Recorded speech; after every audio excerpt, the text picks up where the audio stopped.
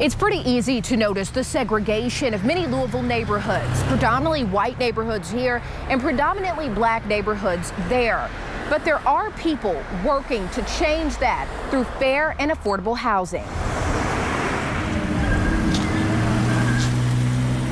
The system that was created by redlining and other areas is very much at work today. I'm really trying to just really destroy the notion that this is historic. This is not historic. Imagine being refused a loan or insurance because the area you live has been deemed a poor financial risk. That's what happened to people in West Louisville starting back in the 1930s. When I talk about redlining, I'm really talking about it's more of an anchor term for a series of policies around the 20th century.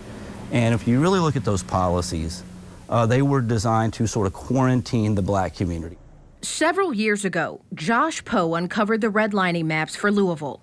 He found them in the National Archives in Washington, D.C. Those maps offer an A, B, C, or D grade to each area in the city, with heavily black areas receiving the D grades. And those policies are, for example, zoning, urban renewal, interstate highways through cities.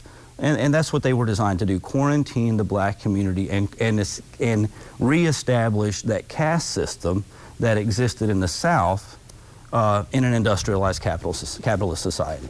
The lasting effects of these policies can be seen when you look at lack of investment in areas like West Louisville and the lack of affordable housing in other parts of town. Poe says the only way to fix this is through policy change.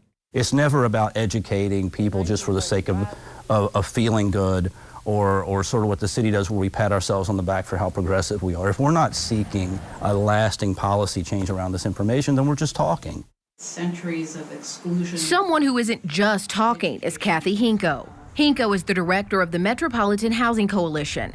She advocates for fair and affordable housing across the city. So we passed fair housing laws in 1968, and we are 50 years later, and yet we see intense segregation by race. If you're poor and black, there are very few areas where you are permitted to live. According to Hinko, 40% of workers in Louisville do not earn a wage that would support renting a modest two-bedroom apartment. Hinko feels our zoning laws are too restrictive. Why do we have these huge areas where we can only put in one house for one family on 9,000 square feet? As Hinko says, the lack of fair and affordable housing in a city struggling to compete with places like Nashville and Cincinnati should make everyone want to work toward a solution. We all say we want to attract millennials to live here.